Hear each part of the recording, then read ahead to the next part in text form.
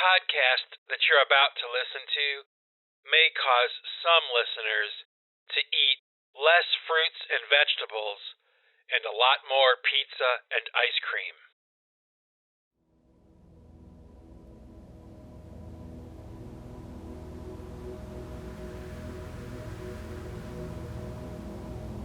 Well, hey there, happy innovators. How are you guys doing today? I hope you're doing well. I'm doing pretty good. I'm saddling up here for another Singularity Podcast, and I have a few things I want to talk about today. First off, I want to wish everybody that's listening to this podcast a very Merry Christmas and a very happy and safe New Year.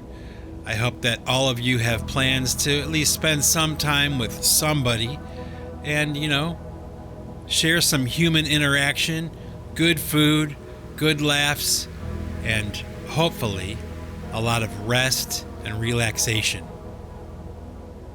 Do you ever wonder what it's like to be famous? Do you ever think about that kind of thing? I'm sure that everybody at one point in their life, considers it. They see a lot of famous people on TV and they hear a lot of famous people on the radio and, that kind of thing. Fame is something that, all people probably at some point are interested in or have a desire for. And I'm probably one of those people too. I kind of learned pretty early on that fame and that kind of thing, celebrity, was something to be avoided. But I find myself thinking about it a lot because, I spend the majority of my time making music for people to hear all over the world, and if it's not fame that I'm seeking, what am I actually trying to do then? And, I've seen so many examples over the years of my life of artists and musicians and actors and actresses that went on to achieve really high levels of fame, but they were never really happy, and that fame was never really something that lasted for a very long time. More often than not, we hear stories about people that, made it to the heights of success and fame, and, for one reason or another, they weren't prepared for that fame. And because they weren't prepared for that fame, their life falls apart. It's a disaster, And, a lot of the time, when I'm watching a concert video of a band that's playing in front of a festival crowd and that kind of stuff, and I see the camera angle from behind the band facing out to the audience, and it just freaks me out. In some ways, it's actually kind of terrifying. I'm not sure how often any of you guys have thought about that or would even take the time to think about that, but I have, and it's really kind of something that's pretty strange. I ask myself the question, is the human mind really able or created to, or does it have the ability to truly deal with extreme levels of fame? Think about that. How often do performers get to the very top of their field? They're world renowned, they're playing in front of huge crowds of people, but they resort to some kind of drinking or drugs or something to help them cope with the pressure of being that famous, And I ask myself a lot, why would anybody want that kind of life, And why is it that when bands are really, really great and they're really successful, right when they get to the peak, they just fall apart? Guys that have been playing music together for years will all of a sudden be not even willing to speak to each other because the money's there and the fame and the pressure and all that kind of stuff. And, a situation that was potentially something exciting and fun and great has, kind of slowly morphed into this catastrophe of human experiences, just think about that. How many great bands have there been that, have just broken up and they won't even get on a stage together anymore or anything like that, or they can't because, legally they're, supposed to not be together on stage anymore as the entity of the band that they were in and that kind of stuff. And, it's not really a big deal to most people, but to me, I think it kind of is. It's one of those things I think about, I analyze, I do make music myself, and I want people to listen to my music all over the world. Okay, that's very, very fun. That's a fun aspect to this whole thing, is that I make something up in my studio and I put it out there, and however small that group of people may be that listen to it, and actually enjoy it, it's exciting and fun. But if I have such an apprehension towards fame, being famous, I don't really want that. I ever since I started making music, I never really wanted that. I didn't want a lot of money.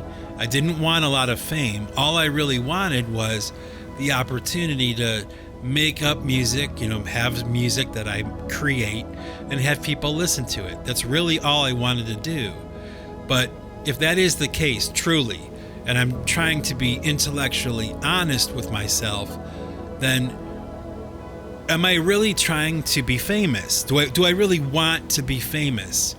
And I can tell you right now, my answer right away would be no. But at the same time, I still have to kind of think about that. Every time I make a new song and I think it sounds really good and I'm excited and it, maybe it's better than the last one I did. I really feel that way. It's really better. What am I really trying to make it better for? Do I want it to become more famous than the last song? Is that what I'm trying to do? Or do I just want it to be kind of like a competition with myself, And I guess maybe if you're listening to this and you yourself are a musician or an artist, a writer, anything that you've chosen to do in your life, why do you try to excel? Why do we try to excel? What is the end that we seek, right? Do you ever think about that? Because I do. I think about it. I think about it and I ask myself hard questions like that. What do I really want here? I would say I don't want fame. I say I don't really want to be wealthy. I don't really want to be rich. I want to be comfortable, right? But every time I release a new song and, as the years go by, incrementally, this thing I'm doing here called pipe choir and PC3 and all that stuff, incrementally, slowly, it's getting bigger and bigger every year, and I have the analytics for me to see and to analyze and that prove that this whole thing is kind of growing. And I realized a few years back that, and I may have even talked about this in a podcast, but at a certain point, I had to kind of come to the realization that I could try to control what's happening with my music. I can try to control how fast it grows or how slow it grows or whatever, but ultimately I have no control over any of it. So it's a little too late now to put the genie back in the bottle, and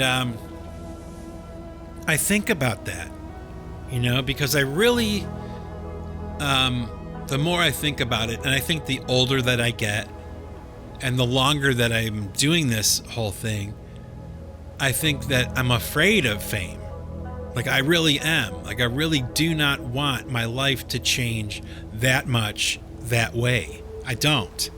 I wouldn't be comfortable with it.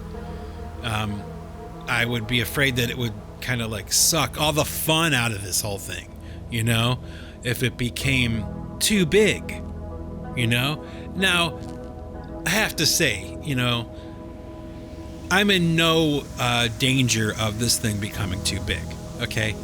But as time goes by, and if I have no real control over what's going on, and if I'm really trying to make every album better, and I'm actually getting better, maybe, you know, better songwriting, better production, better artwork, all that stuff. Like, as time goes by, the more you do something, you know, hopefully, if you're not a complete idiot, you know, you get better at it, right? So I'm just kind of thinking about that. You know, I'm thinking about it like I see examples of it all the time where there's these famous musicians and songwriters that get to a certain level of success and fame and the whole thing explodes. And I don't want that to happen. You know, I would be much more interested in something like Pipe Choir and PC3, you know, my stuff, my music, maintaining a certain level of obscurity, you know? And that's most likely what will happen, I think. I do think that's true, that I'm a niche artist, and I'm not like in any real like situation where this is gonna just all of a sudden be top 40 music or something. I don't think so, and I don't see that happening, but I do see substantial growth happening, and every year, you know. So what will this whole thing be like in 20 years? You know, I may not even be here anymore, but the songs will, I think, I hope. And if that's the case, then what exactly are we talking about here? You know? I guess as I'm saying all this stuff, it sounds kind of egotistical, right? It does, right? Yeah, I think it does. Like, I need to just like shut up about it, right? And just kind of keep on going and just don't worry about the future and kind of forget about the past and just, you know, live for the day and make the new thing and keep going. But I don't know. I'm the kind of person that just likes to think about things for no good reason. And of course, you know, this thing called Pipe Choir and all this, you know, pile of stuff I have was made by me, right? So, you know, they're my babies, you know. I gotta kind of see or make sure that they're okay, you know, long into the future. And I would like to kind of preserve this thing I got going on right now as much as I possibly can, because I really do like it just where it's at, you know. But I am striving to get better, and if that's the case, like I've been saying, you know, if I am striving to get better, and if it is actually getting better, okay, then, and it's also at the same time, just by osmosis, you know, this Pipe Choir thing is naturally, little by little, growing every year, right? Where am I headed? And like, what kind of future is there for Pipe Choir? And I don't know. But I have to tell you that sometimes in my wildest dreams or my wildest thoughts or fantasies, when I think about the potential for what could happen with this whole thing, and, you know, therefore, you know, what could happen to my life, to me, it's a little bit intimidating, you know? And I guess ultimately, in the end, there's nothing else to say, because, you know, I have no control over any of it anyway. You know, I don't have any control. I can try to slow it down or whatever, speed it up or whatever I want. But ultimately, it's you guys, you know? You guys are going to decide what happens to this. So, I don't know. Kind of a weird abstract thought, but I guess heading into the season of Christmas and thinking about that and the new year and, you know, how that goes with resolutions and getting ready for change. And, you know, I have a lot of new stuff coming out right now. I'm thinking about it, watching a lot of very famous people, you know, watching their stories, watching what happened to them and how it went, and how usually when things get too big, it doesn't go so well. And, you know, should I quit? Should I stop? You know, I think that sometimes, like, you know, what's the point? What am I trying to do, really? But I don't know. I don't think that's going to happen, but I think about it from time to time. You know, I look at this whole thing, you know, I have to, you know, like I have to think about everything that I can possibly think about when it comes to, you know, what I'm doing with my life, right? So, I don't know. Thanks for listening. Sorry to bother you, you know, kind of going nowhere here with this, but trust me, you know, I really sincerely mean what I say, and I haven't gone round the bend, you know, yet. I'm just thinking about it because I see things, I hear things, and I think. Hopefully you guys do the same thing too with whatever it is you've chosen to do with your life. But anyway, that's that. You know what I mean?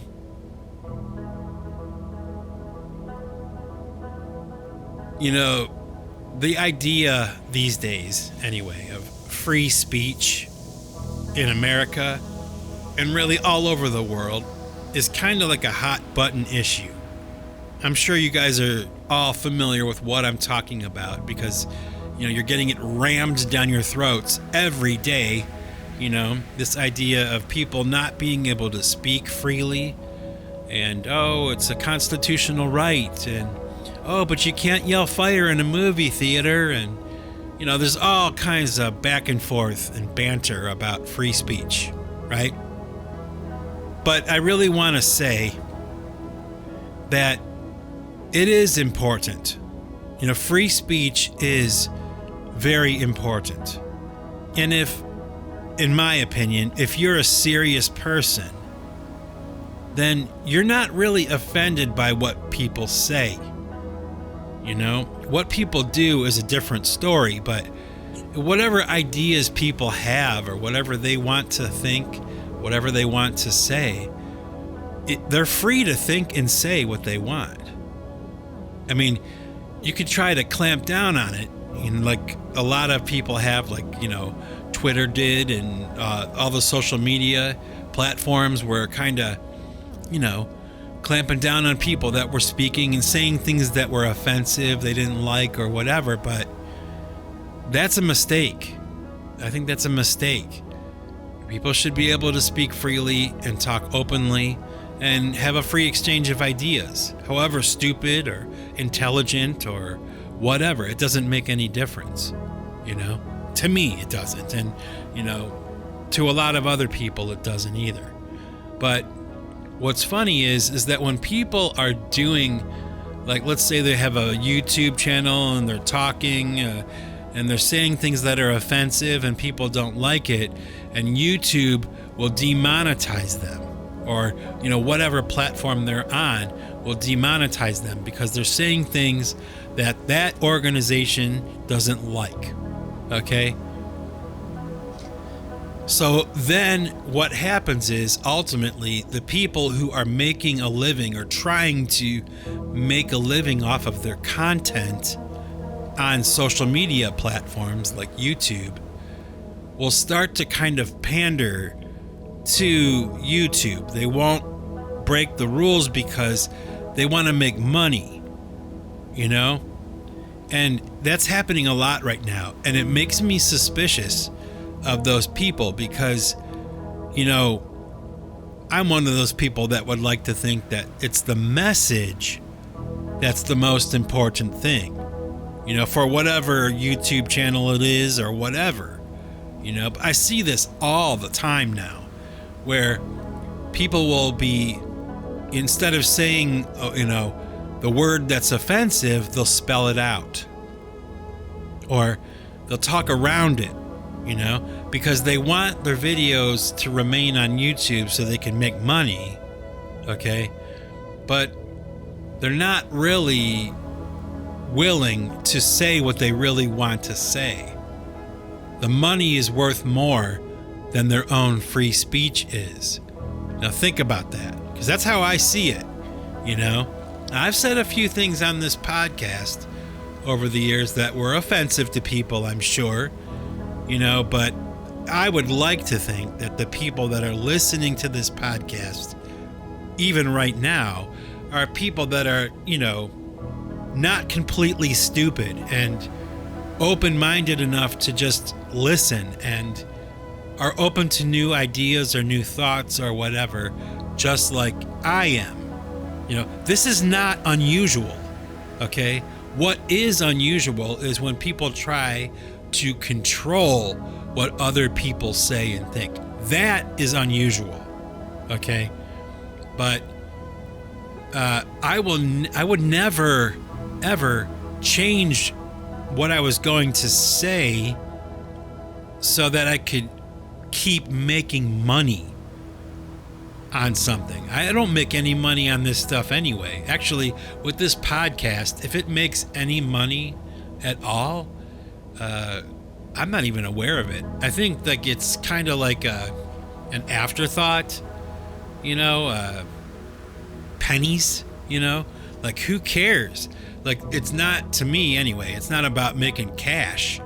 It's about it being able to express ideas, and of course, to promote the music that I make and, the records that I'm putting out and all that kind of stuff. Of course.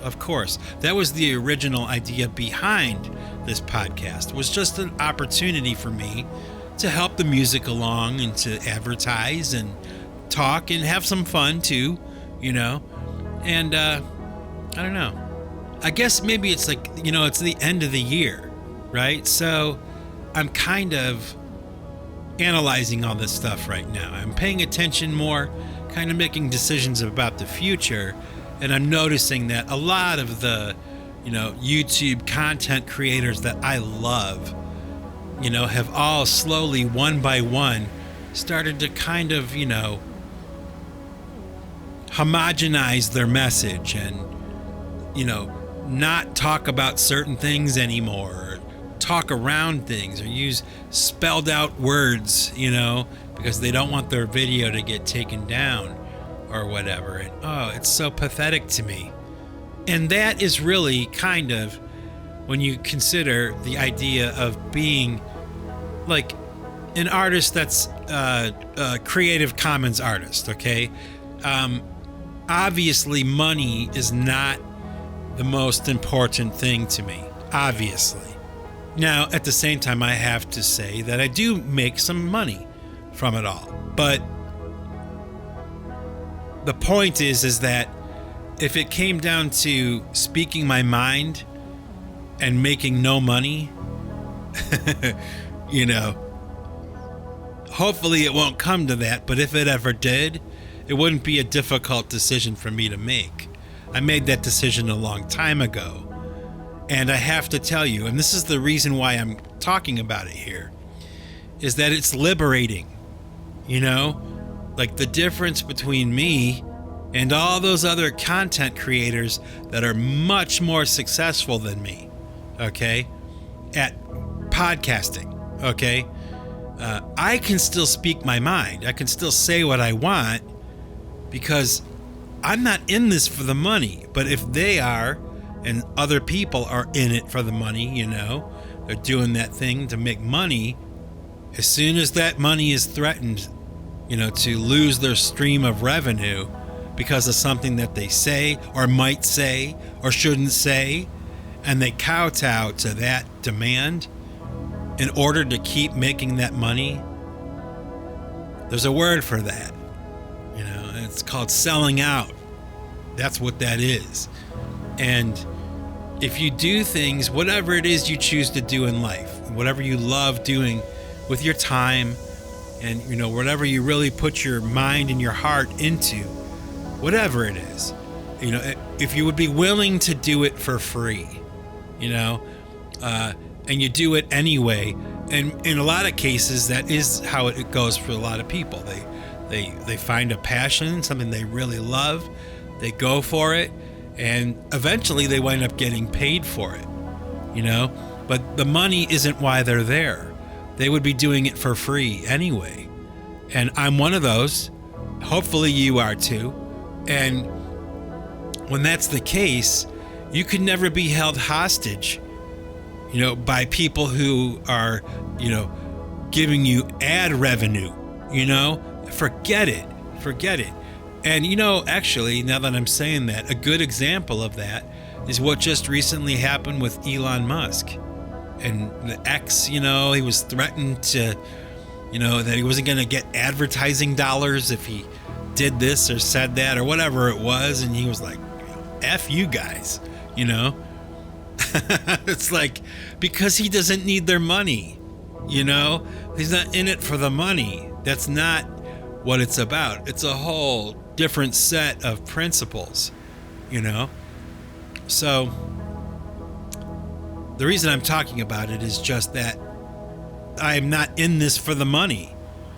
My life is not hinged on whether I get paid from a Singularity podcast or not. Okay? So I say what I want to say. And yeah, maybe nobody cares, right? There's not that many people listening, and I'm not going to get pushed on the algorithms for podcasts to be so that they become very successful. That's okay. I don't care, but I'm seeing it all the time now with other people that create podcasts and YouTube videos, all kinds of stuff. As soon as the money is threatened, or they find out that there isn't as much money in it anymore as there used to be, they drop it. Like they came on in the beginning like they were really passionate about it, but then after time went by and they found out they weren't really making that much money, all of a sudden that passion disappears. Because they were doing it for the wrong reasons. Maybe that's ultimately the message of this right now, is kind of just like, whatever it is we choose to do, you got to be doing it for the right reasons, and anybody who would ever accuse me of being a musician for the money is completely out of touch with my life and how it went, because let me tell you, folks, for the majority of the time that I was making music in my life, I was paying to play. Okay? I was paying to make music. And by that I mean, buying equipment, gas money to get the van to the next show, all that stuff, making compact discs, all the press kits, all that stuff. We paid for that ourselves. We were paying to be there, and competing with other groups that were paying to be there. So to finally get to a point where there's some revenue, right? It's cool. But this whole thing here, this pipe choir thing, the Mike Bostwick thing, is not hinged on whether I'm getting paid or not. Therefore, there's a certain amount of protection that comes with that, because I don't have to do anything. Get it? I choose to do. Do you choose to do what you want to do? Everybody should choose what they want to do. Everybody should be able to choose what they really want to do and then do it. You know what I mean? There's another thing I wanted to talk about as far as this whole content creator thing and making money and all that stuff or whatever. I don't know if you guys have noticed this kind of thing, but I have, where there's these YouTube content creators that do things like predict the future, or they'll try to warn you about what's going to happen, you know, and you need to prepare and buy food and, you know, protect yourself and, you know, train and get ready because the future is going to be like this or that or whatever. And 9 times out of 10, all those people that do that kind of stuff in order to get people into their YouTube channel, they're completely wrong about everything they predict, you know? Like, not just a little bit wrong or like a little bit off or something. It's like they're way off and none of it ever happens. And nobody ever calls them out on it, you know? And I've been watching this for years and years and years, you know, just people who will say, oh, there's going to be a storm in, you know, this summer. There's going to be a solar storm and it's going to wipe out all the technology. And so people like, oh my gosh, you know, I better prepare, you know? And it's like, no, nothing happens. You know, nobody really knows the future, I don't think. Maybe they do if they do time travel or something, like, you know. I've been hearing a lot about time travel lately too. You know, that whole idea of like the possibility of being able to travel back in time, you know, which kind of like, you know, when you look at the evidence and, you know, some of it is kind of, you know, not completely unbelievable, you know. I know I've heard some talk about, was it Donald Trump's uncle, you know, who had access to the files from Nikola Tesla, and, you know, there's claims that, you know, that Nikola Tesla had figured out how to travel through time, and the notebooks with the diagrams and all the information and notes on how to do that were seized by Donald Trump's uncle. Now think about that. That's a pretty weird story. It's probably not true, but, you know, it's fun to think about. But think about that idea of time travel now, you know, and all the kind of things that are popping up now, these new technological breakthroughs that are kind of happening right now. And I don't mean time travel, but, you know, like what that ground penetrating radar, you know, think about that. Radar that penetrates the ground, like the earth, that can look into the earth like we look into the ocean, you know, with a submarine. That kind of idea where we can look and map out what's under the ground. And oh my gosh, the things that they are finding with this technology, all of this stuff flies in the face of modern science. Like, it undoes world history, the things that they're finding in the Amazon jungle, that they thought it was just a bunch of trees. They didn't realize that there's a lost civilization underneath all those trees. You know, with this ground penetrating radar, they can kind of scan and kind of see the landscape without the trees. They can see what's under, you know? And oh my gosh, the stuff that they are finding, folks, I'll tell you what, we live in a very scary time because there's a lot of stuff that's unknown, and usually unknown is pretty scary, but there's a lot of stuff that's really kind of going to come in the future that's going to be really great and really fascinating and educational for all of us to see. But the reason that I'm kind of like talking about it is because I have this feeling like more and more these days, like I find myself, as well as a few other people that I'm aware of, okay, that are abandoning, like in some ways, I shouldn't say entirely, but in some ways abandoning this idea of modern science, like what we understand as modern science, and the conclusions and the theories about the earth and where it is and what history was like and what the sky actually is and the oceans and the land and the story of mankind, all that stuff. there are a lot of people who, go about their day-to-day lives.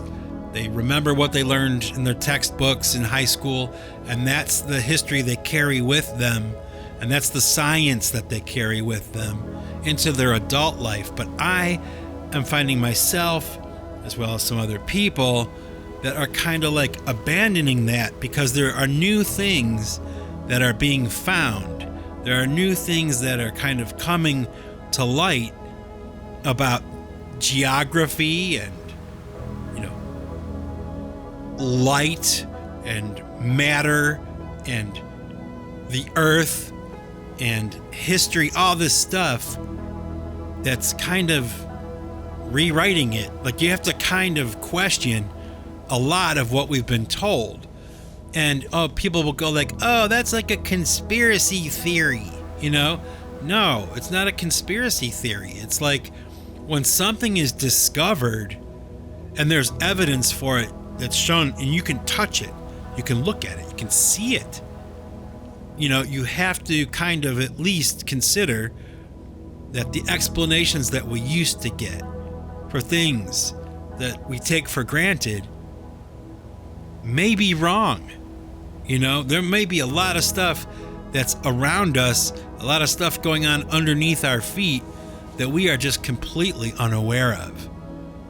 And there's a lot of people who think that's crazy talk, but I don't know. I kind of think, like, in my opinion, if you are not on board with this kind of like thinking, like if you can't look at the evidence that's being shown to us about certain things about the earth and the geography and all kinds of things like that we were taking for granted, if you can't at least look at them objectively and question things and discover new points of view, then you're going to get left behind, because things are changing so quickly. And I don't have enough time today to sit here and go through all of it. But, I'd already talked to you a few podcasts ago about that idea of somatics. And hopefully some of you watched the video that I attached to that podcast, because, I'm basically showing you that music, this thing that we listen to and, tap our toes to and, we dance to, we turn it up at a party, that music, that thing called music, it has an effect on water molecules, and it's unbelievable. If you watch the videos of somatics, Cymtics, I believe, somatics, it's fascinating what sound does to water. And wow, we're 95% water or whatever it is. Like, what effect does music have on our bodies? I was talking about this like months ago. Oh my gosh, there's so much more, that people are finding right now. It's not even like old news. It's like, oh my gosh, all this time we had no idea what sound did to water molecules. But now, for some reason, we're able to figure it out, or somebody decided to look, and test it and see, and oh my gosh. And that's just one example, okay, of the changes that I'm trying to express here. Like, yes, the world is a terrifying place right now. I think it really is. I see a lot of things that are troubling.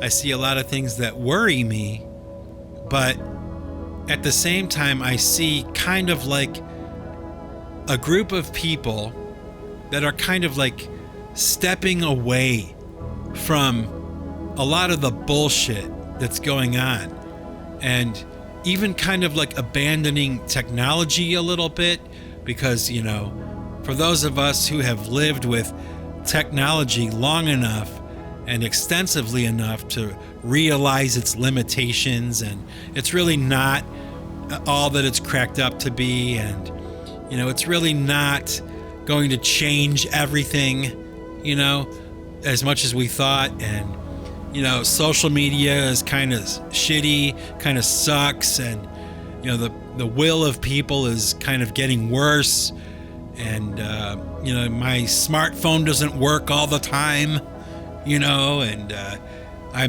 find myself being frustrated with technology more and more and more. I mean, there are a group of people, myself included, I have to say, that are kind of in the beginning stages of stepping away from a lot of it.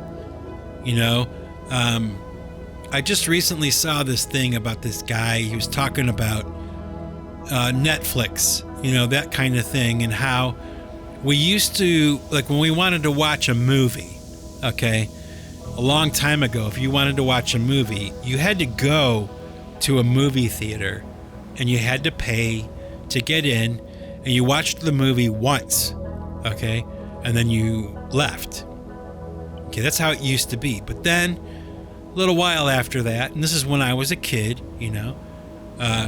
somebody invented the videotape, VHS or Betamax or whatever it was.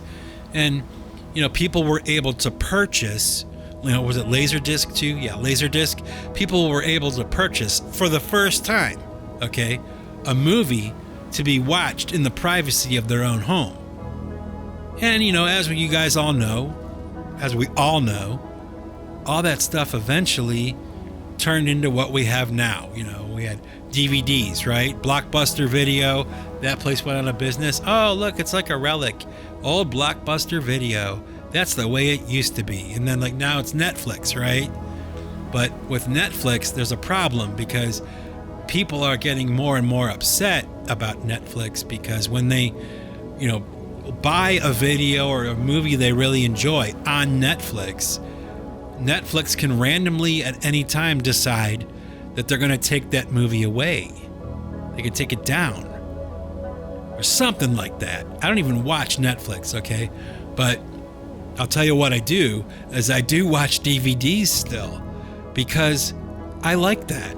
I like DVDs. I like compact discs. I personally feel that the DVD and the compact disc are the perfect format. And lo and behold, there's this group of people in the world that agree with me. They agree that that is really the best format. And there are people that are making this regression back. They're abandoning Netflix. They're abandoning their, streaming accounts because they want to watch a movie in their living room, and they want to buy it once, and they don't want to have to buy it again. They just want to buy it once and watch it over and over again, like we used to do, like I still do, and like they still do. I mean, you can laugh if you want, but go take a look and see how well vinyl is selling these days. It's unbelievable. Like, who would have ever imagined that vinyl was going to make a comeback? But it did. It did. And I'll guarantee you right now, you're going to see this in the next few years, a return back to DVD and CD. I think they got rid of it too soon. That's my opinion. And it is the better format. It's better than streaming. It's better than vinyl, in my opinion. I think that CDs and DVDs and all that stuff is better.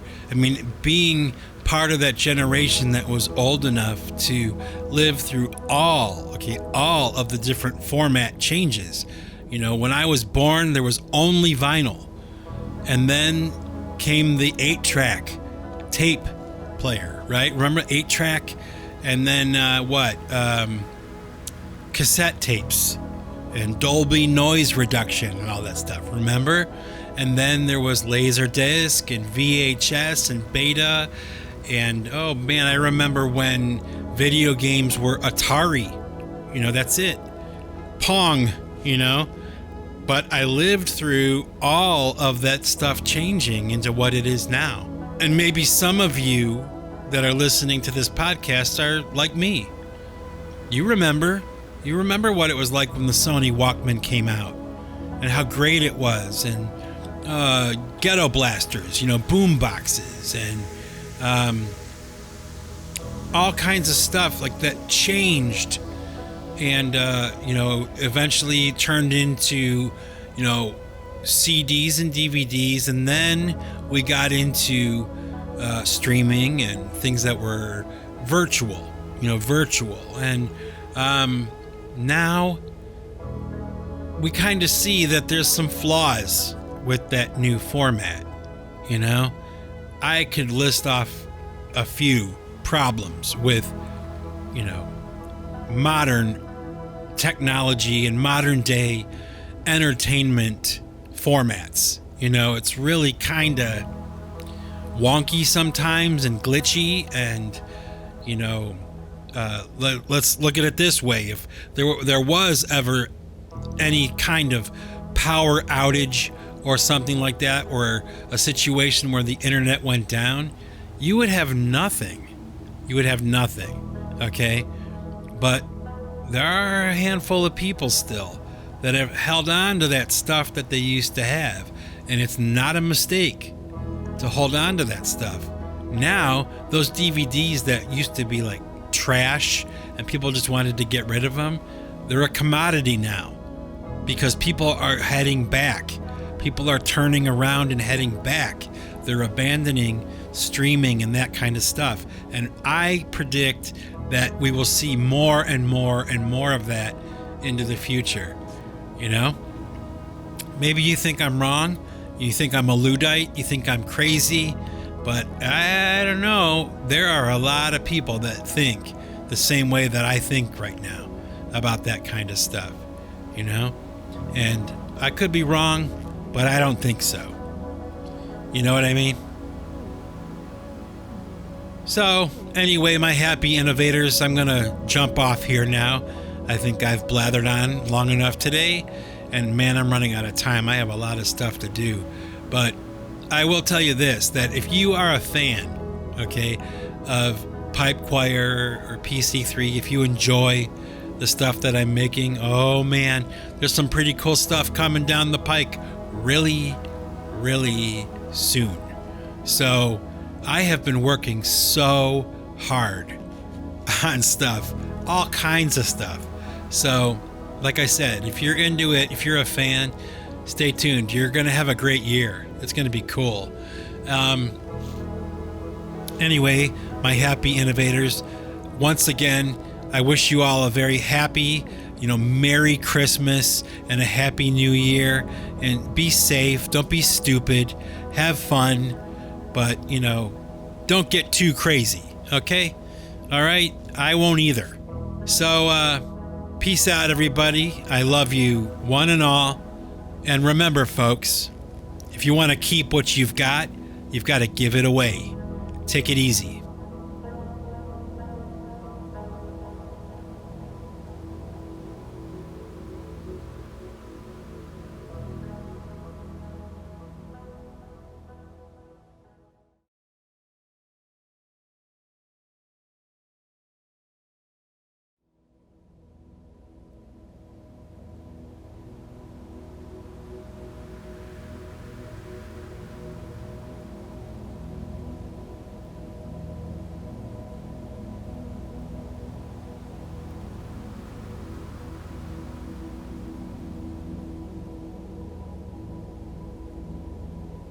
Okay, happy innovators.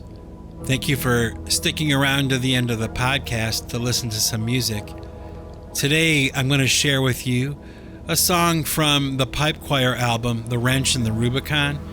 It's a song called Mapping the Stars. And, it's just one of those tracks that when I listen to it, I kind of forget. Like, oh yeah, I like this one, So, I'll share with you Mapping the Stars.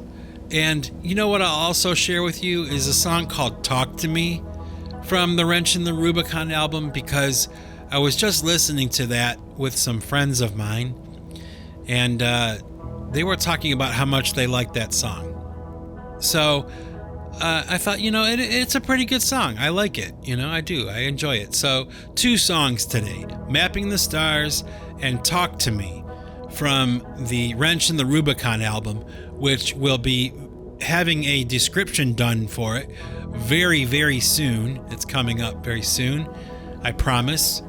That's about all I wanted to share today. So stay safe, everybody. Have a great holiday season, and peace and love and Melba Toast. Take it easy.